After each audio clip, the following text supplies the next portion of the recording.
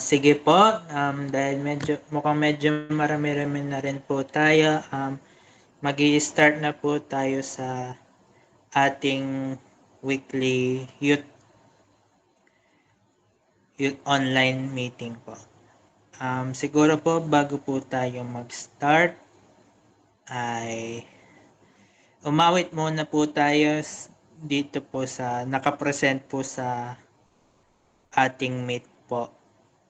Palasyo sa Kaitaasan.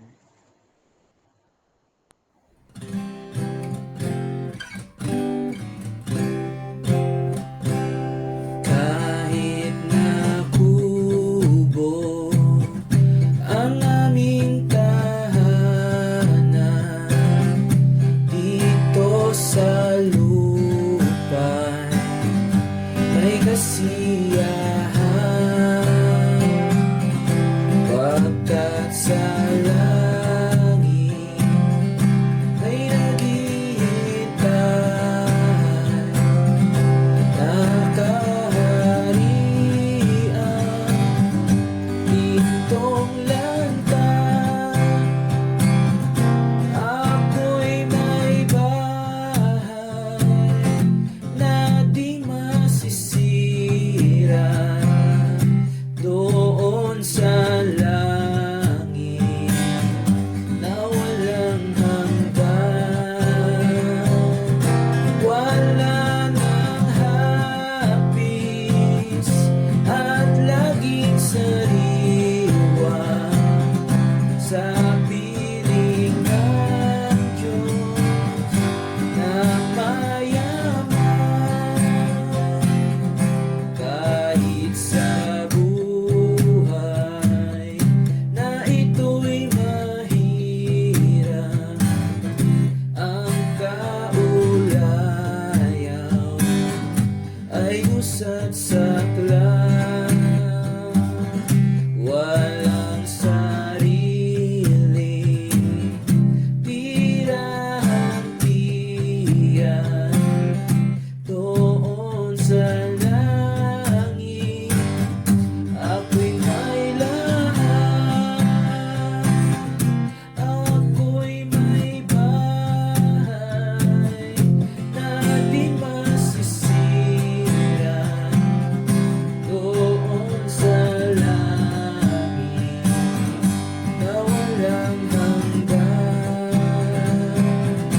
Wala nang hapis at laging sariwa sa piling ng Diyos na mayaman.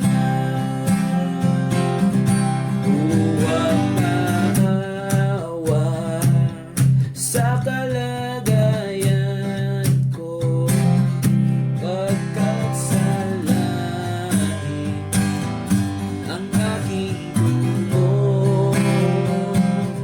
Pansamantala naglalakbay dito hanggang humato sa palasyo.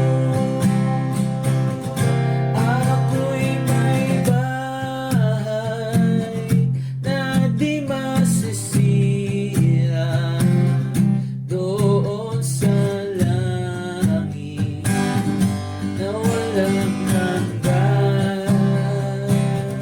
Wala nang hapis at laging sariwa sa piling ng Diyos na mayaman. Para po sa ating opening prayer, hinihingi ko po kay Brother John Patrick po para pangunahan po tayo.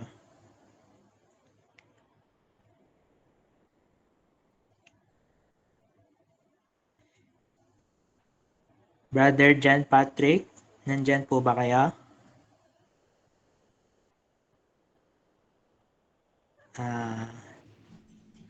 Hello. Narinig ka. Nakakapag-pray ka? Narinig po ba? Ayan, naririnig ka dyan, JP. Okay. Tayo po ay manalangin. Ama namin Diyos na dakila at mga pangyarihan siya sa lahat. Ama, maraming salamat po sa gabing ito na binigay niyo po upang makapag-tipon-tipon po kami ulit through online. Bigyan niyo po ang bawat isa ng malakas na signal upang makapakinig po kami ng maayos at walang maging hadlang. At sa mga hindi pa po naka-join at hahabol pa, kayo po ang mag-ingat sa kanila kung nasaan man po sila. Pinapanalangin po namin ang aming Bible study na ito sa pangalan ni Jesus. Amen.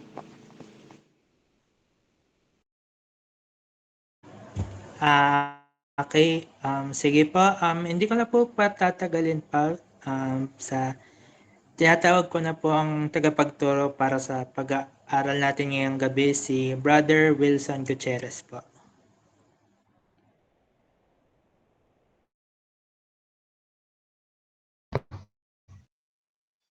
Magandang gabi sa lahat. Maganda ba yung dating ng audio natin? Okay lang naman po. Akin din po. Okay, salamat. At bago siguro tayo mag-pray uli ay last time ay napag-aralan natin yung kahalagahan na paghanap sa kalooban ng Panginoong Diyos. Nakita natin na ang kalooban ng Diyos ay nagbibigay ng direction and purpose, kabuluhan ng buhay natin kapag ito ay nasumpungan natin at ito ay ating sinunod. Ang kalooban din ng Diyos ay nagdadala sa atin para magkaroon tayo ng tinatawag na fulfillment, no? Yung nagiging hindi lang makabuluhan kundi nagkakaroon tayo ng yung tinatawag na kundi nagkakaroon tayo ng kabuluhan, no, yung ating buhay. At ganun din, tayo ay napoprotektahan ng Diyos sa pamamagitan ng kanyang kalooban para hindi natin maranasan yung mga bagay-bagay na gawa ng ating kaaway. At higit sa lahat, ang kalooban ng Diyos ay nakalulugod sa Kanya kung ito ay gagawin natin. At nakita natin na isang paraan para malaman natin ang kalooban ng Diyos ay yung hanapin natin. No? Kapag ang Diyos ay nakita niya, hinahanap natin yung kalooban niya, ay tutulungan tayo ng Diyos. At ngayon ay darako tayo sa ating pag-aaral na pag-aaralan natin na isang paraan para makita at malaman natin ang kalooban ng Diyos ay sa pamamagitan ng kanyang mga salita o yung ating mga Biblia. Kaya siguro ngayong gabi ay ating titingnan ang ilang mga talata na malinaw na ang Diyos ay sinasabi niya sa atin through His Word yung kanyang kalooban. Pero bago yan, tayo ay mag-pray muna. Ama, salamat po sa gabing ito. Pagpalain mo po ang aming online Bible study. Salamat po, bagamat kami po ay magkakalayo, kami po ay pinabubuklod mo ng iyong Espiritu. Dalangin namin na lubos naming maunawaan ang iyong mga salita, lalo na po na may kinalaman sa iyong kalooban. Tulungan mo kami na bigyan namin ng halaga at hanapin namin ang iyong kalooban sa amin po mga buhay. At ang lahat po ng ito ay amin po samot dalangin sa makapangyarihang pangalan ng iyong bugtong na anak na si Jesus. Amen. Okay. Marahil ay memorize natin yung awit 119 verse 105. Ito yung pinaka-reference natin, no? Thy word. Siguro buksan natin yung ating mga Bible at kung merong pwedeng mag-share dito sa atin, no? Awit 119 verse 105.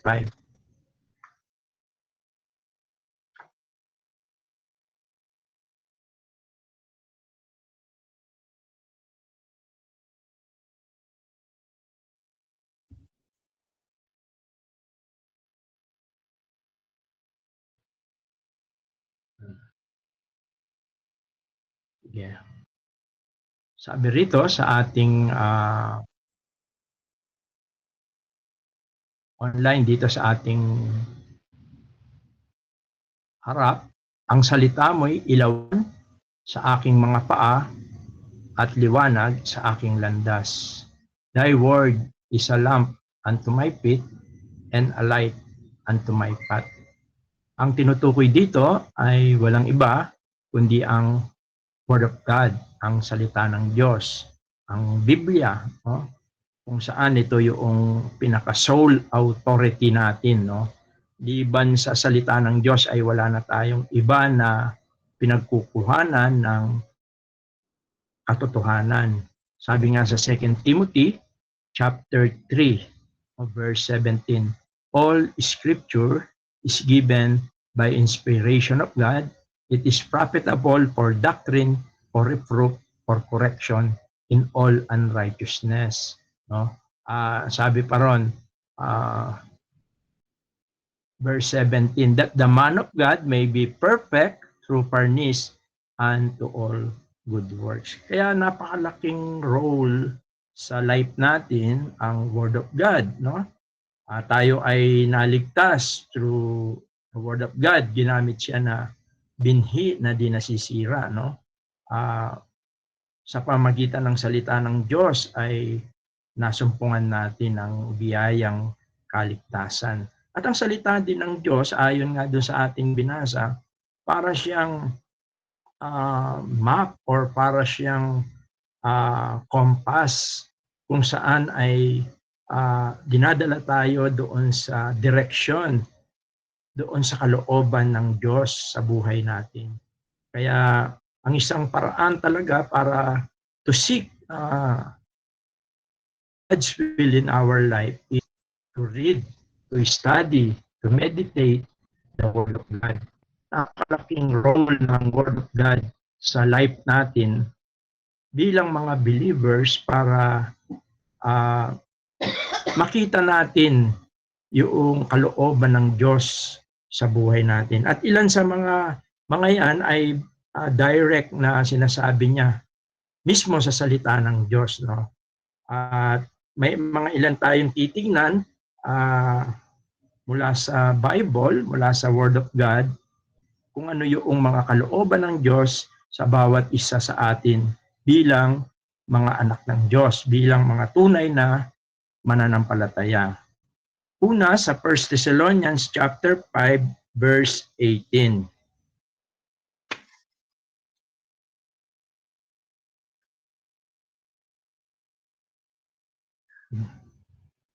Hintayin ko na yung sinishare ni Renmark. Maliwanag dito sa 1 Thessalonians chapter 5 verse 18, sabi niya, sa lahat ng mga bagay ay magpasalamat kayo sapagkat ito ang kalooban ng Diyos kay Kristo tungkol sa inyo. In everything give thanks, for this is the will of God in Christ Jesus concerning you. Isa sa mga kalooban ng Diyos sa life natin, yung maging mapagpasalamat tayo. Ang hindi lang pagkasagana, kundi sa lahat ng sitwasyon, yun ang ibig sabihin nun, in everything. Sa lahat ng sitwasyon natin sa buhay ay matuto tayo magbigay ng sabi nga, Paul teaches that gratitude be constant attitude. Kailangan ang ating pagpapasalamat sa Panginoong Diyos ay hindi nakaakma o hindi nakabase sa magandang sitwasyon. Even hindi ito nakadepende doon sa circumstansya. Ang isang Kristiyano, ang isang tunay na anak ng Diyos o ang kalooban ng Diyos sa atin kay Kristo Jesus, na tayo, kahit na dumaranas tayo ng mga trials, ng mga pagsubok, o ng kahirapan, mga persecution in life, o yung mga failures in life, kailangan natin magpasalamat. Kasi ang pagpapasalamat, bukod sa ito ay kalooban ng Diyos, at bakit ito ay kalooban ng Diyos sa atin? Sapagkat ang pagpapasalamat ay nagdadagdag ng kalakasan sa ating pananampalataya. At sa ganitong paraan ay nananatili ang kapayapaan at ang kagalakan sa buhay ng isang Kristiyano. Kapag ka natuto siya na magpasalamat sa lahat ng pagkakataon sa kanyang buhay. In everything, give thanks. Ibig sabihin nito, in every day, no? In our everyday life, ay pasalamatan natin ang Diyos. Actually, ito ay parang panawagan ni Pablo sa mga taga-Tesalonica upang mapalabong nila, no? Mapalabong nila yung gratitude, yung pasasalamat. At liwanag na ang pasalamat ay nag-uugat kay Kristo. Nag-uugat doon sa kaligtasan na natamo natin. Nag-uugat doon sa kapangyarihan ng ebanghelyo, ng magandang balita tungkol kay Kristo. Na si Kristo, bagamat siya ay naghirap, siya ay namatay doon sa krus at para sa ating mga kasalanan at siya ay muling nabuhay. Yun ang gospel. At ang ganitong katotohanan sa buhay ng isang Kristiyano, bakit kalooban ng Diyos na tayo ay magpasalamat sa kabila ng mga trials, ng hardship, ng mga failure, ito ay ginagamit din ng Panginoong Diyos para doon sa iba, para sila ay ma-comfort at to shine yung ating relationship sa Panginoong Diyos. Ginagamit ito as a testimony natin, no? Kapag ka nakikita ng iba na sa kabila ng tayo ay dumadaan sa apoy, sabi nga, no, parang sila Daniel, ay nananatili tayo na may kapanatagan dahil natututo tayong magpasalamat. Sapagkat alam natin na ang Panginoong Diyos ay hawak niya, kontrolado niya ang lahat ng bagay, ang lahat ng mga pangyayari sa mundong ito at lalong-lalo na sa buhay ng bawat isa sa atin. Pasasalamat. Yan ay kalooban ng Diyos sa bawat isa sa atin. Kaya in a realization, in a practical way, every day, yun nga, sinasabi ng marami, paggising pa lang sa umaga, marami tayong kailangan pasalamatan sa Diyos. Hindi lang yung pagka tayo kumakain, yung buhay natin, lahat, in everything, sabi nga, no? Pasalamatan natin, kalooban ng Diyos yun. Kaya ito, malinaw ito, maliwanag ito na sinasabi dito sa unang Tesalonica chapter 5 verse 18. Sa lahat ng mga bagay ay magpasalamat kayo sapagkat ito ang kalooban ng Diyos kay Kristo tungkol sa inyo. Kaya siguro ang question, kailan tayo, yung realization natin, kailan tayo huling nagpasalamat sa Panginoong Diyos. Even this moment is hindi lang, kaya nagpe-pray tayo, not only to ask His guidance, but be thankful to Him. Isang biyaya sa atin ito. yung tayo ay nakakapag-aral ng kanyang mga salita. At nakikita ko yung comfort na binibigay nito. Yung technology. Bagamat mayroon dinudulot din itong kasamaan, hindi maganda, lalo na sa buhay natin as a believer. Pero kung ito ay gagamitin natin sa kanyang kalooban, ay katulad ng ginagawa natin, marami tayong dapat ipagpasalamat sa Diyos. At hindi lang yung magagandang bagay, even yung mga pangit, yung mga worst, mga failures, at alam natin na minsan yung failures, yung biguan, ay ginagamit ng Diyos para lalo tayong to become strong. Dahil alam niya na ang mundong ito ay pahirap ng pahirap. Gusto niya na tayo na maging strong sa ating life, lalo na sa ating Christian life. Kaya isa ito na maliwanag na sinasabi ng Scripture na kalooban ng Diyos. Ano yung kalooban ng Diyos sa atin? Na lagi tayong magpasalamat. Siguro ikalawang bagay na gusto kong tingnan natin ngayon dito sa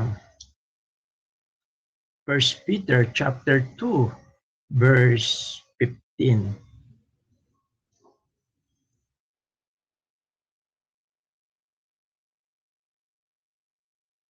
First Timothy chapter 2 verse 15. Sabi niya, sapagkat siyang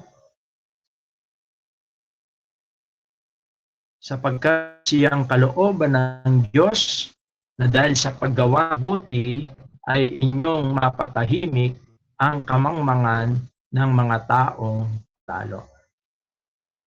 For so is the will of God that with well-doing you may put to silence the ignorance of foolish men. Isang napakaganda na makita natin na kalooban ng Diyos, no? Sapagkat siguro ay tingnan muna natin yung background ng early Christian, yung mga Kristiyano noon. Siguro gusto kong tingnan natin dito sa Gawa chapter 5 verse 26, 28.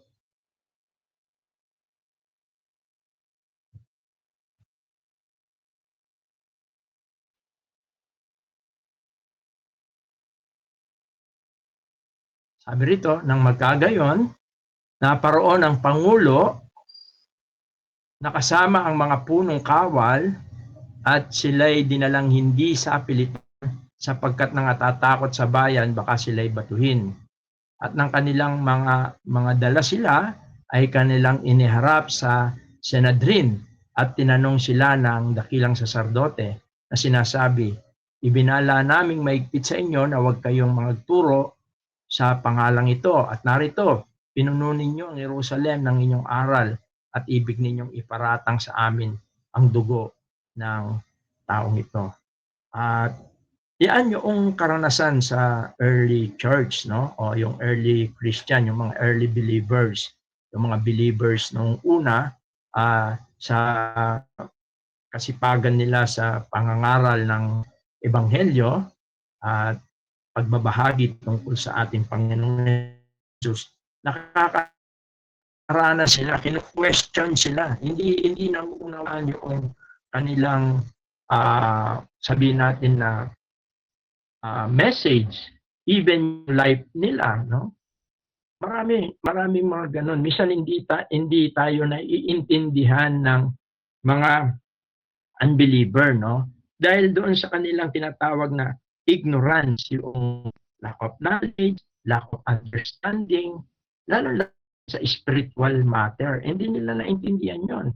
Even yung minsan kahit na family natin, no, parents, or son, or daughter, sister, minsan hindi nila maintindihan yung mga bagay na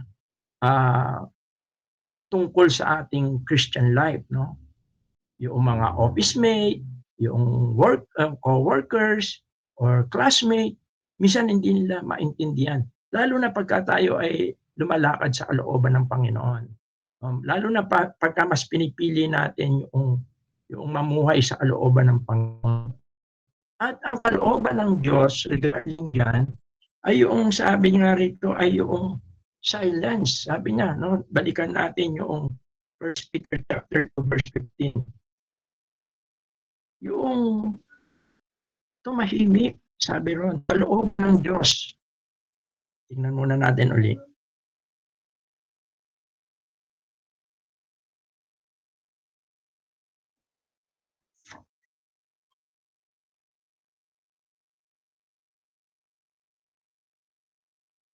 Sabi rito, ano ang kalooban ng Diyos? Sabi niya, for so is the will of God that with well-doing you may put to silence the ignorance of foolish men. Kalooban ng Diyos yung tayo ay patuloy na gumawa ng kabutihan.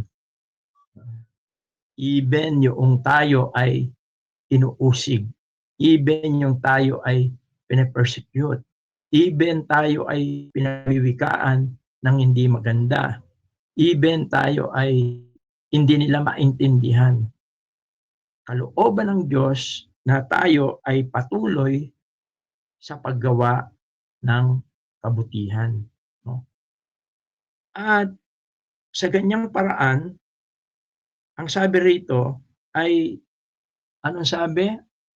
Dahil sa paggawa ng mabuti ay inyong mapatahimik ang kamangmangan ng mga taong palalo. Kaya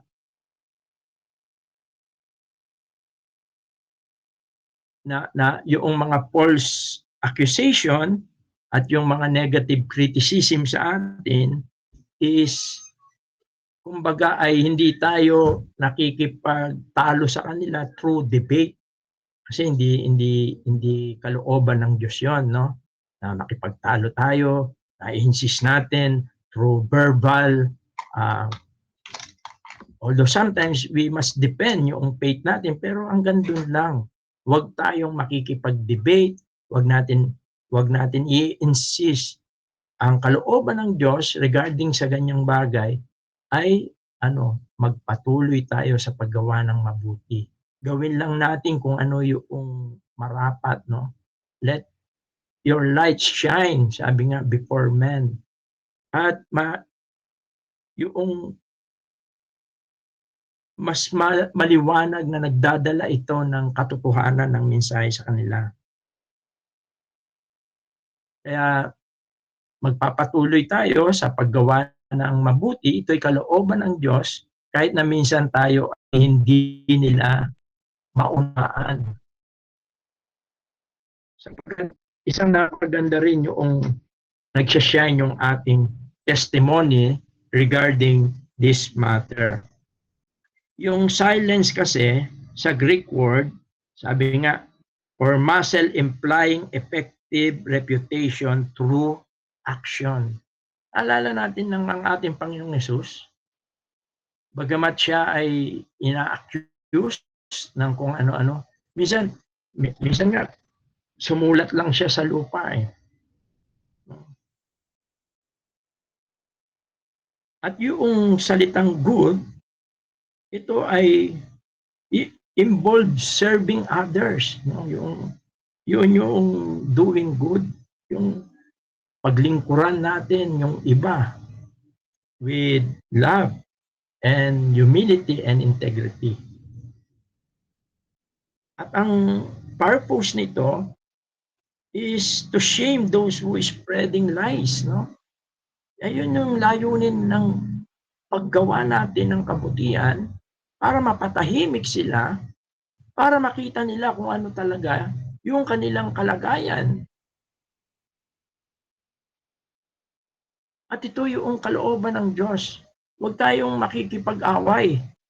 Huwag tayong makikipag-debate, no, doon sa mga nag-a-accuse sa atin na hindi nila nauunawaan yung ating ginagawa para sa Panginoon. kalooban ng Diyos sa bagay na ito. Kaya pagka nakakaranas tayong ganyan, ano ang kalooban ng Diyos? Patuloy tayong gumawa ng mabuti. Kanina, ano yung kalooban ng Diyos? Kahit na ikaw ay nagsasuffer, kahit na ikaw ay dumaranas ng maigpit na pagsubok, magpasalamat sa Diyos.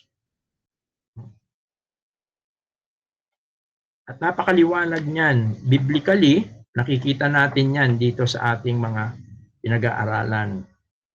Siguro isang bagay pa dito sa John chapter 6 verse 40.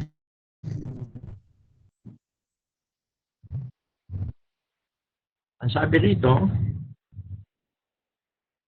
although yung konteksto nito ay maraming mga Jewish religious leader, dito ang sabi ng ating Panginoon, John chapter 6 verse 40.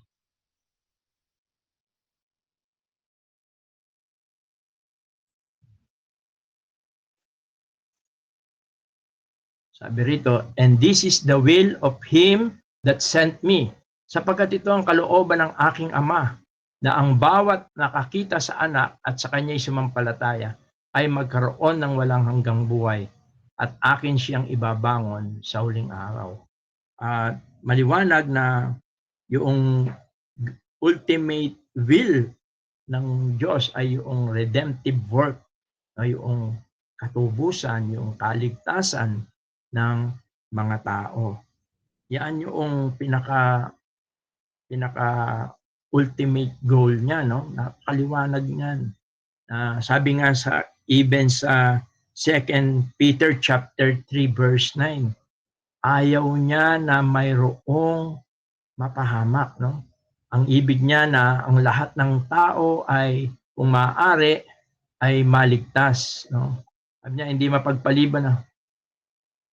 mapagpaliban ng Panginoon tungkol sa kanyang pangako na gaya ng pagpapalibang pinalagay ng iba, kundi mapagpahinood sa inyo na hindi niya ibig na sino man ay mapahamak, kundi ang lahat ay magsipagsisi. At ito ang kalooban ng Diyos, yung makilala ng mga tao ang ating Panginoong Jesucristo bilang kanilang Panginoon at sariling tagapagligtas. At mayroon tayong bahagi sa bagay na ito. Mayroon tayong napakalaking role para ang kalooban ng Diyos na ito ay mangyari. Ito ay yung tinatawag natin personal witnessing or yung tinatawag na personal evangelism. O in other words, yung sharing the good news of salvation sa mga tao. No? By words and by life. Yan yung isang napakahalaga. Dapat natin makita yan na mayroong isa sa mga kalooban ng Diyos sa atin pagkatapos na tayo ay maligtas, ay gamitin niya tayo para ipakalat ang mensahe ng kaligtasan. Ang mensahe ng magandang balita. Kalooban ng Diyos sa atin yan. At although hindi madaling bagay yan, no? Minsan mayroon talaga na mga hindrances sa life natin. Pero kailangan natin mapag-pray yon. Kailangan natin ma-overcome yon. Sapagkat isa sa kalooban ng Diyos ay ang kaligtasan ng bawat tao. Kaya pwede mong simulan yan sa inyong tahanan. Sa inyong tahanan, pwedeng simulan yung pag-share ng gospel. In my experience, ang unang-una ko na naging nadala sa Panginoon para siya ay makakilala sa Panginoon, ang unang-una ko na na-sharean at na-win soul ko ay walang iba kundi si Brother Bong. Yung brother ko, kilala niyo naman, yung father ni John. No? Although ako ay, during that time, nag-i-stay ako dito sa Guagua dahil nag-aaral ako sa GNC. Pero lagi akong umuwi. No? Ang purpose ko kasi ay ma-share ko ang gospel sa kanya at ma-assure ko yung kanyang salvation. At nagwa one-on-one kami. Although si Brother Bong noon, dahil si Sister Wilma nag-share din sa kanya at sumasagot sila yung sa Back to the Bible, no? Meron kasing noon letters yon, parang mga questionnaire. Sabi niya kaka 100 daw siya. Pero nung tanungin ko siya na kung mamamatay ka ba ngayon, alam mo na ako saan ka pupunta. Yun yung question na nag-trigger sa kanya. At sabi niya hindi pa. Akala ko okay yung magaling ako sa Bible, sabi niya. Sabi ko hindi. Kailangan itong magpasya, sumampalataya, tanggapin si Jesus. At yung oras na yon ay tulungan ko siya mag-pray. At yun ay kalooban ng Diyos sa atin. Kalooban ng Diyos na tayo ay magbahagi sapagkat kalooban ng Diyos na ang bawat tao ay maligtas. Ang alam ko rin si Ching ay noong nag-seminar regarding sa hell ay natakot siya at kinausap niya rin ako. Actually, ako ang kinausap niya yung si Manya. Sabi niya, gusto niya na maligtas at tinulungan namin din siya. Ewan ko kung natatandaan niya yon, pero yun yung nangyari nun. Bakit ko binabahagi ito? Pwede tayong mag-start sa ating family. Sapagkat kalooban ng Diyos na tayo ay gamitin niya para sa pag-share ng gospel. Ang pag-share ng gospel ay hindi niya ipinaubaya sa mga angel. Pinaubaya niya ang pag-share ng gospel ay sa ating mga believer. Kaya sabi niya, and this is the will of him that sent me, that everyone which seeth the Son and believeth on him may have everlasting life. Kaya napakahalaga na makita rin natin ito. Makita natin ang bagay na ito tungkol sa ating buhay, maliwanag na kalooban ng Diyos na tayo ay magbahagi ng Ebanghelyo. Although maraming mga verses sa Bible, yung Matthew 28, no? Ang go into all nation and preach the gospel. Sa John, no? Hinanap nila yung mga kapatid nila para i-share na. Sabi nila, I found the Messiah. Si Andres ay hinanap niya si Peter. Although si Andres ang kanyang convert, first convert si Peter, pero si Peter nung siya ay gamitin ng Panginoon, nung mag-share siya ng gospel after the day of Pentecost ay maraming mga soul ang naligtas. Kalooban ng Diyos yan. Pag-pray yan. Pag-pray ng bawat isa sa atin. Ngayon, kung ang buong family ay believer na, yung mga friends natin. At ngayon ay medyo madali ang communication. Merong messenger. Pwede tayong mag-share through messenger. Kalooban ng Panginoon yan na sila ay maligtas. Okay? First, siguro, next na tayo sa 1 Thessalonians chapter 4, verse 3.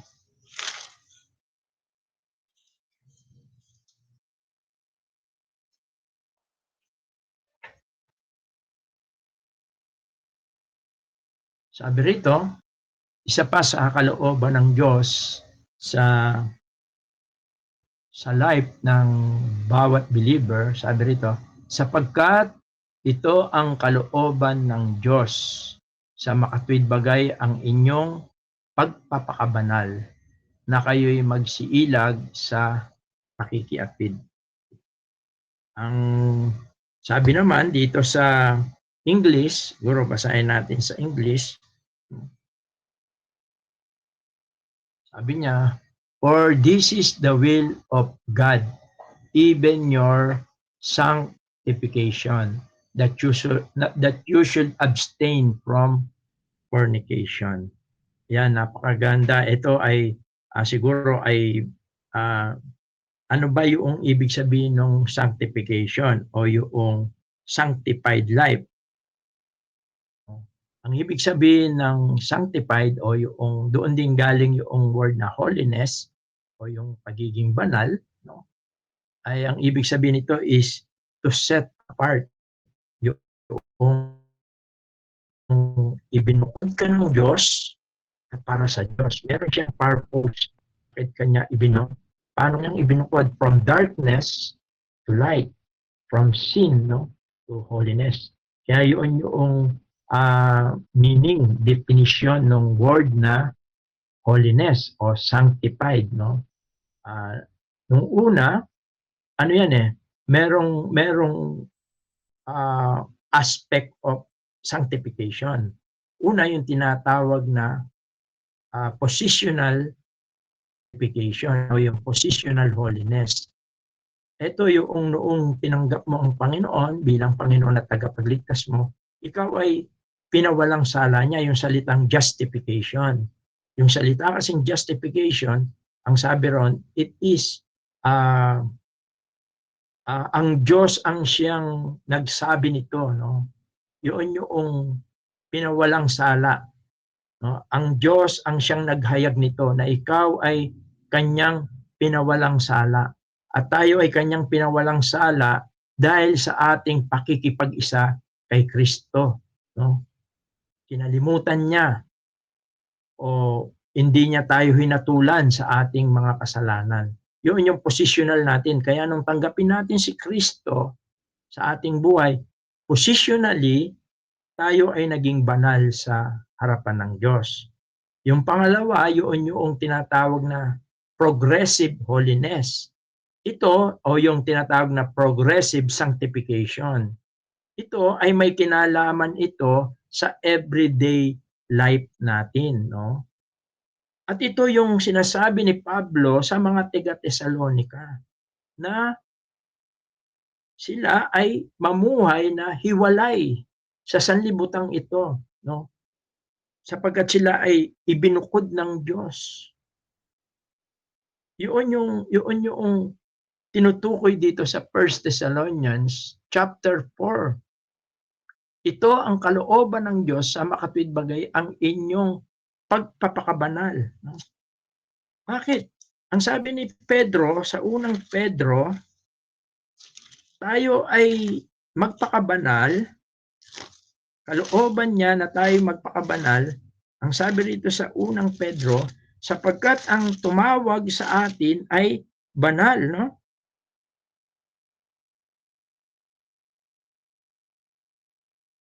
Sabi rito sa chapter 1, verse 15. Sabi niya, ngunit yamang banal ang sa inyo'y tumawag ay magpakabanal naman kayo sa lahat ng paraan ng pamumuhay. At ito yung kalooban ng Diyos sa atin. Na tayo ay mamuhay hiwalay sa mga bagay na kasalanan o mga bagay na hindi ayon sa salita ng Panginoong Diyos. Kaya yan yung kahalagahan. Inaalam natin ang mga katotohanan, hindi para tayo maging marunong, kundi para mabago yung ating pamumuhay. Yun yung pinag-aaralan natin. Yun yung sikreto para lalo nating makita ang kalooban ng Diyos kapag ka nag-iba tayo ng isip, yung renewing of your mind. Yun dun sa Romans chapter 12. Para tayo ay makapamuhay na banal, yun yung sanctified life. At ang nagpapabanal sa atin ay walang iba kundi ang kapangyarihan ng Espiritu Santo. Hindi naman tayo hinayaan ng Diyos na gawin natin yung mga bagay na gusto niya. Hindi kayang gawin ito ng ating sarili. No, yung ating tinatawag na old nature. Hindi sapagkat ito'y makasalanan. Actually, ito'y hadlang, kalaban No? Ito yung isa sa mga greatest enemy natin.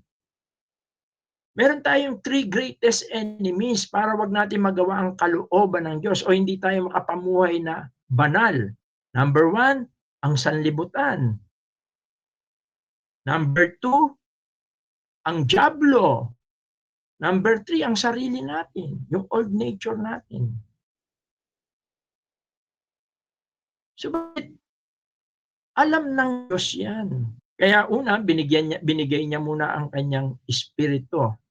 Ang banal na espiritu ay ibinigay niya sa lahat ng nakarinig ng ebanghelyo at sumampalataya. Sila ay pinagkalooban ng Espiritu Santo.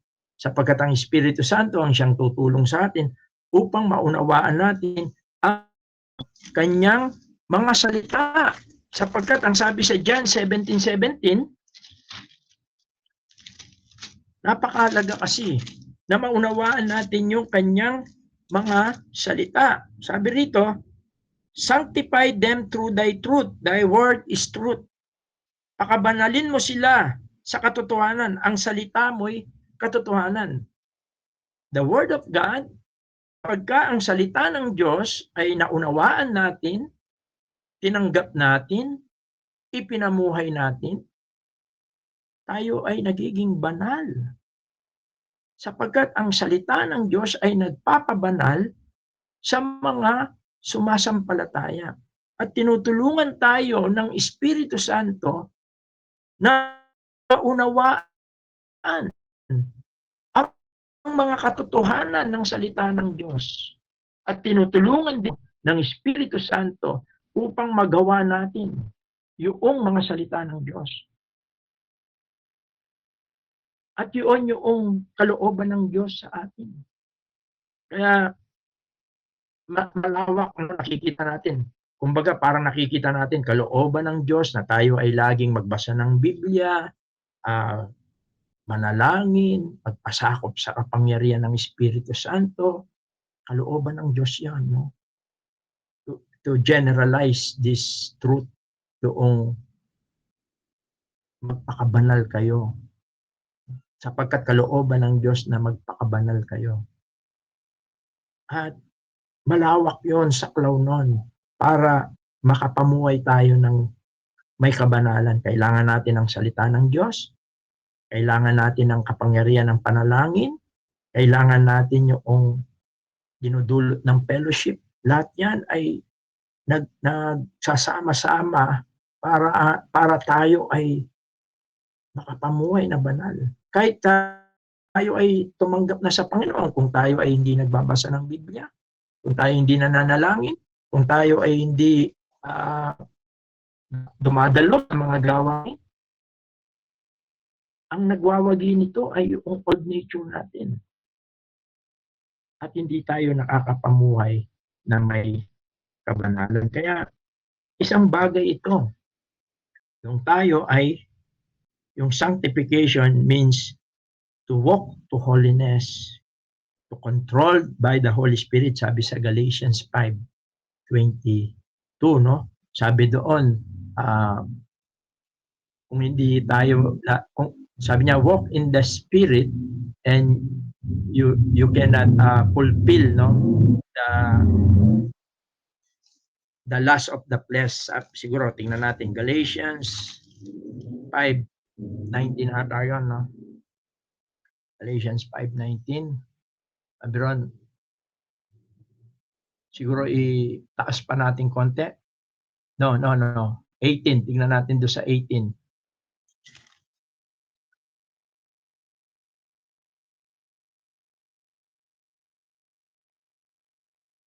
Pakibaba pa. 17.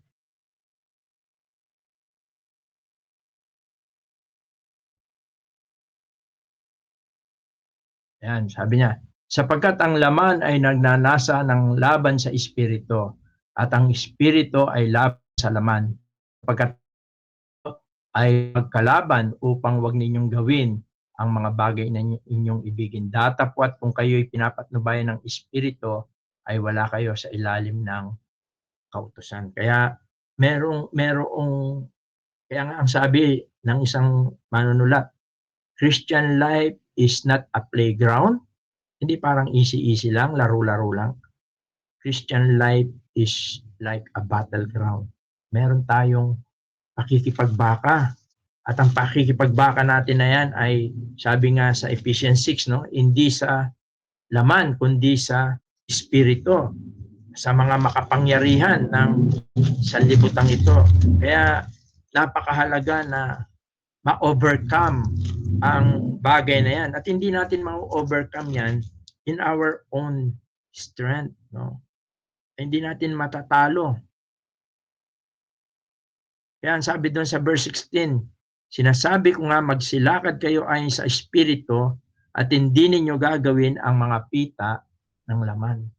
The only way to overcome yung flesh desire, itong gusto nitong sarili natin, itong enemies natin, ay yung tayo ay lumakad. Means to walk, means to control by the power of the Holy Spirit. Yun ang ibig sabihin noon. Yung ibig sabihin noong be filled with the Holy Spirit ay ibig sabihin magpa-control tayo. Lumayo tayo sa mga pita ng ating laman. At yun yung larawan ng bautismo natin. Nung tayo nagpabautismo, tayo ay namatay na yung ating laman. No? Ibinibilang natin patay na.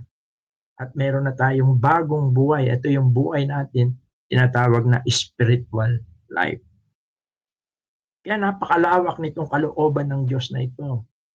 Parang tinutukoy dito, kalooban niya yung lagi kang magbasa ng Biblia, kalooban niya na ikaw ay laging manalangin, kalooban niya na huwag kang liliban sa mga pagtitipon, kalooban niya na sumunod ka, sapagkat sa ganyang paraan ikaw ay makakapamuhay na banal. Yung tinatawag na sanctified life. Although meron pa isang aspect yung sanctification, yung tinatawag na perfect sanctification o perfect holiness kung tawagin. Ito yung pagka tayo ay nandun na sa langit. Kaya kukunin niya tayo para yung completion ng ating salvation, aalisin niya na tayo sa presence ng kasalanan. Noong oras na ba? 9:28. Sige. Last na lang. 2 Corinthians 6:14. No? Una, nakita natin, kalooban ng Diyos na tayo lagi magpasalamat. Kalooban ng Diyos na magpatuloy tayo sa paggawa ng mabuti. Kalooban ng Diyos na tayo ay magbahagi ng Ebanghelyo. Kalooban ng Diyos na tayo ay mamuhay na may kabanalan. At siguro ito, last na ito, 2 Corinthians 6:14. Isang napakahalaga, lalo na sa mga young adult. At next time siguro ay bibigyan ko ng diin ng bagay na ito. No? Sabi rito ni Pablo, 2 Corinthians, sabi niya, huwag kayong makipamatok ng kabilan sa mga di nagsisisampalataya. Sapagkat anong pakikisama mayroon ng katuwiran at kalikuan, o ano ang pakikisama mayroon ng kaliwanagan sa kadiliman, at anong pakikipagkasundo mayroon si Kristo kay Belial, o anong bahagi mayroon ng sumasampalataya sa di sumasampalataya, at ano ang pakikipagkaisa mayroon ng templo ng Diyos sa mga Diyos-Diyosan, sapagkat tayo templo ng Diyos na buhay. Gaya ng sabi ng Diyos, mananahan ako sa kanila at lalakad ako sa kanila at ako'y magiging kanilang Diyos at sila'y magiging aking bayan. Kaya nga, magsialis kayo sa kanila at magsihiwalay kayo, sabi ng Panginoon. At huwag kayong magsihipo ng mga bagay na marumi at kayo'y akin tatanggapin. At ako sa inyo'y magiging ama at sa akin kayo magiging mga anak na lalaki at babae, sabi ng Panginoong makapangyarihan sa lahat. Although ito, ang konteksto nito, kung titingnan natin, dito sa verse 1, sabi niya, at yamang kalakip niyang gumagawa, ay pinamamanik din namin sa inyo na huwag ninyong tanggapin ang biyaya ng Diyos na walang kabuluhan. Ang ibig sabihin nito, although dito mapapansin natin yung salita na tulad dito yung wag, no? Kalooban din ng Diyos ito. Kalooban ng Diyos ito na wag tayo na sabi nga, compromise, no? Sa mga unbeliever. Kalooban ng Diyos yun. Number one, sa love life, no? Maganda siguro kung magpe-pray kayo ng magiging life partner nyo, maliwanag na dapat siya ay believer. Hindi maganda yung ang court mo o ang hayaan mong mag-court sa iyo o mag-entertain ka ng mga unbeliever na nagko-court, no? Siguro ay hindi maganda 'yon. Kasi sabi nga rito, anong pakinabang nun? Anong agreement nun? Wala. Kasi magkaiba. Even sa siguro yung company o yung mga friends. Okay yung may mga friends tayo unbeliever. Pero yung mas close ka sa mga unbeliever kaysa sa believer, there's something wrong doon. Ako marami akong mga close friend na unbeliever noon. Sabi ko nga parang magkakarukpong ang aming mga bituka. Pero ngayon, friends ko pa rin sila, pero hindi na kami ganun ka-close. Mas gusto ko na friends yung mga believer. No? Siguro yun yung maganda na makita rin ng bawat isa. Kalooban ng Diyos na ang lagi nating mga kasama ay mga believers. Sa mga campus, maghanap tayo kung nag-aaral ka. O sa mga work, kung meron. Kung wala, ay medyo mahirap yon, no? Mas maganda yung ang company natin ay mga believers. No? At lalong-lalo na pagkarating doon sa love, courtship, and marriage. Napakalaking masalimuot ang bagay na yan, no? Kaya siguro sa mga susunod ay bibigyan din natin ng pag-aaral na ito, yung tinatawag na love, courtship, and marriage. Pero maliwanag dito na hindi tayo dapat yung salitang unequally yoked together. No? Huwag kayong makipamatok. Alam nyo kasi yung pamatok yung yoke ito eh.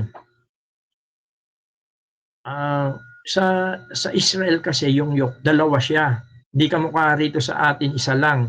Isa lang yung umihila nung gareta. Tawag natin gareta. No?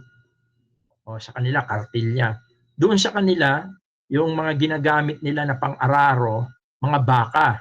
Dalawa yung ginagamit nilang mga baka. No? At meron sila yung yoke yun. Tawag ron ay pamatok. No? Dalawa yun. At ang ginagamit nila na mga baka, isang matanda at isang bata. Para yung bata nate-train noong matanda. Yun yung sinasabi ng Panginoon dito sa Mateo.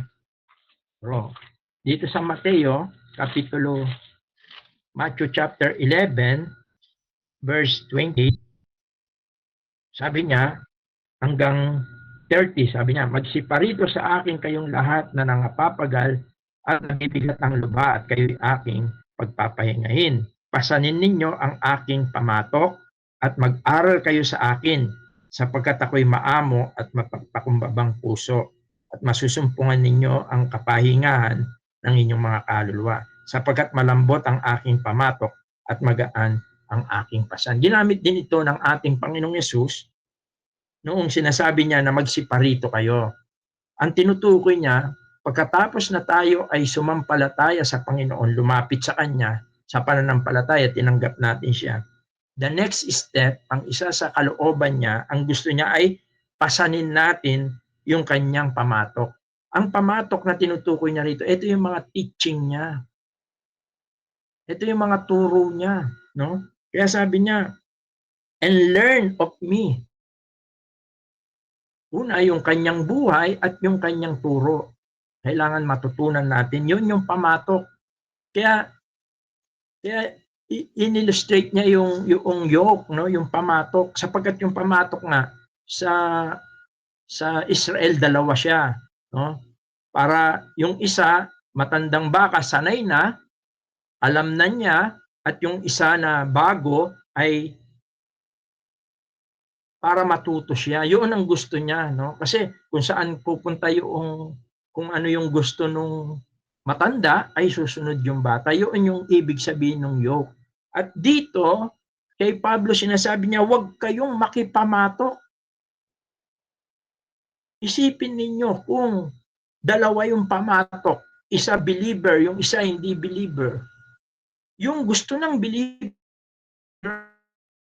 sigurado 100%, hindi gusto yun ng unbeliever. At yung gusto ng unbeliever, sigurado hindi gusto yun ng believer. Maaaring ang mangyayari, matatangay yung believer noong unbeliever. Kaya yun yung risk. Mayroong risk. Kaya kalooban ng Panginoon na kung maghanap kayo ng prayer partner or prayer life o ng life partner ninyo, maganda believer siya. Kung maghanap ka ng kaibigan mo, maganda believer siya. Kung maghanap ka ng mga kagrupo mo, maganda believer siya. Sapagkat kung hindi, matatangay ka nila. Kaya nga, mayroong risk at hindi kayo magkakasundo. Ang mangyayari, mako-compromise ka. Kaya, tingnan natin ito. Sino ba yung, meron ka bang pinagpe-pray? Meron ka bang tinatanggap na o kung mga kababaihan? Believer ba? Kung unbeliever, reject. Try mo yung mga friends mo. Sino ba yung mga friends mo? Believer ba? Yung closeness mo, mga believer ba? O unbeliever sila? Tingnan natin yung mga company mo. After sa church, sa school, sa office, o kung ano. Sabi nga, may kasabihan yung mga matatandang Kristiyano, hindi naman masamang makisama, huwag ka lang makisama. Kasi pagka ikaw ay nagpadala sa kanila, nakipamatok ka, mako-compromise ang iyong faith. Hindi kalooban ng Panginoong Diyos yan. Kaya, napag-aralan natin, biblically, maliwanag na kalooban ng Diyos na tayo laging magpasalamat, hindi lang sa mga magandang sirkumstansya, even doon sa worst circumstances. Kalooban ng Diyos na tayo ay patuloy sa paggawa ng kabutihan, kahit na tayo ay inuusig, kahit na tayo pinagwiwikaan, kahit na tayo ay hindi nauunawaan ng iba. Kalooban ng Diyos na tayo ay mag-share ng gospel sa mga loved ones natin, mga friends, mga relatives, neighbors, o sa mga tao na kasalamuhan natin. Kalooban ng Diyos na tayo ay mamuhay na banal, sapagkat ito ang nakalulugod talaga sa Panginoon. No? Kalooban din ng Diyos na tayo ay humiwalay o piliin yung mga kasama natin, yung magiging life partner, yung mga magiging friends and company natin. Kalooban ng Diyos yun. Tandaan natin, ang kahalagahan ng paghanap sa kalooban ng Diyos, God will give direction and purpose. God will lead to the fulfillment. God will protect us from harm. Doing God's will is pleasing to Him. No? At the more na we seek and we do yung God's will, God's reveal His will. No? Kaya ang aking panalangin naway ang bawat isa sa atin ay mapukaw ang ating mga espiritu na pahalagahan natin, hanapin natin, at gawin natin ang kalooban ng Diyos sapagkat ito ang siyang nakabubuti para sa atin. Let us pray. Ama, salamat po sa gabing ito. Salamat po sa iyong mga salita. Awa po ay tunay na ang iyong mga salita ay siyang gumawa sa mga buhay namin. Salamat at malinaw na nakikita po namin ang iyong kalooban mula sa iyong mga salita. Kaya nawa po ay ang aming panalangin, ang mga bagay po na ito ay tunay na maliwanagan kami at tunay na magawa namin, magampanan namin at gawin namin ang iyong mga kaloobang ito sapagkat ito'y maliwanag na sinasaad ng iyong mga salita. Pagpalain mo po, O Diyos, ang iyong mga salita sa aming buhay sapagkat nakikita po namin na nagdadala po ito ng kapayapaan, kasaganaan at mga pagpapala sa buhay po namin dito sa lupa. Ang lahat po ng ito ay aming samot dalangin sa makapangyarihang pangalan po ng imbugtong na anak na si Jesus. Amen.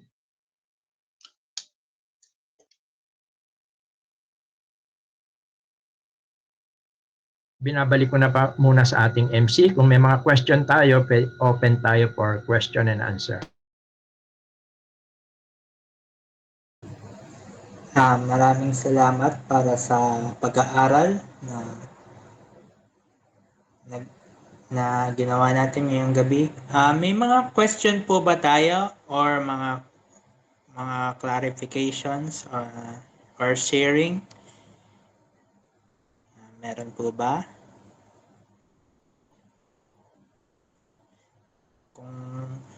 Kung hindi po makakapag-voice chat, pwede naman rin pong i-type na lang po, i-comment po.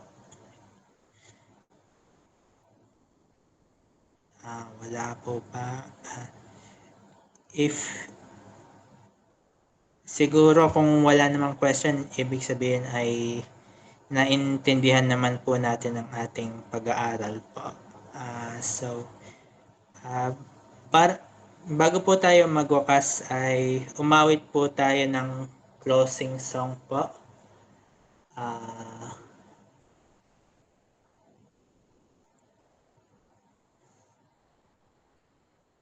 Iaalay ko ang lahat.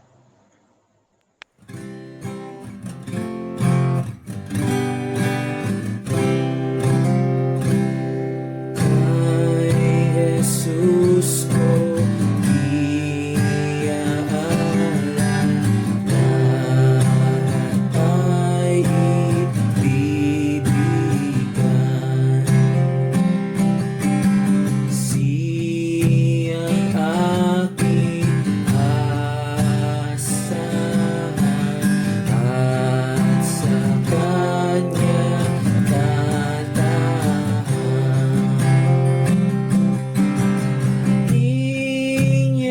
Inyaalay ko,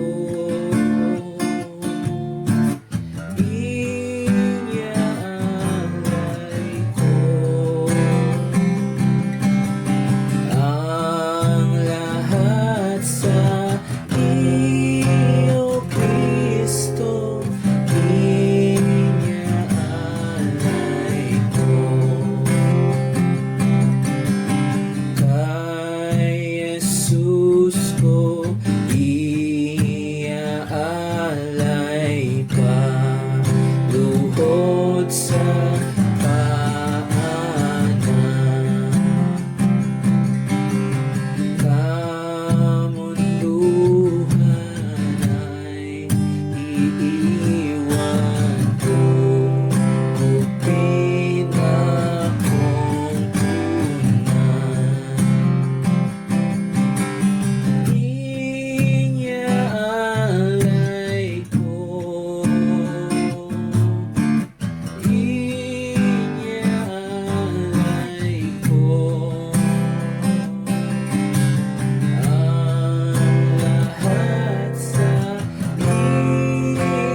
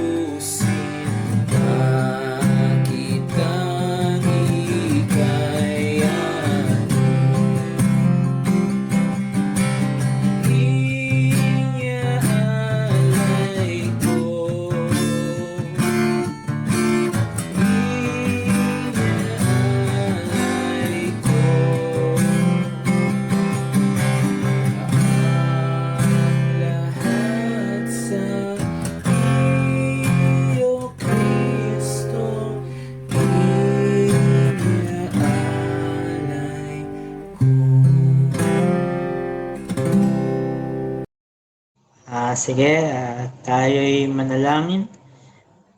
Ama naming Diyos na banal, dakila, pinakamakapangyarihan sa lahat.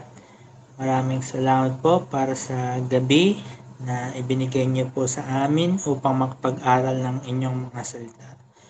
Maraming salamat po at sana po ay tulungan niyo po kaming lubusan na maintindihan at maisapuso ang inyong mga salita at lalo po kaming lumago bilang mga anak niyo sa pamamagitan ng inyong mga salita. Maraming salamat po at sana po ay lumalim po ang aming pagkakaintindi ng inyong mga salita upang lalo po naming masunod ang inyong mga kautusan. Yun lamang po. Maraming salamat po sa pangalan ni Jesus. Amen. Okay. Thank you po. God bless po. Para bukas niyan siguro may mga reflection tayo yung last week at kung may time pa, kasama na rin yung reflection natin for ngayong yung lesson ngayong gabi na ito. Sige, yun lang. Bukas na lang tayo magkita-kita. God bless. God bless sa bawat isa. See you all Thank you tomorrow. po. Thank you po. Keep safe and God bless sa lahat.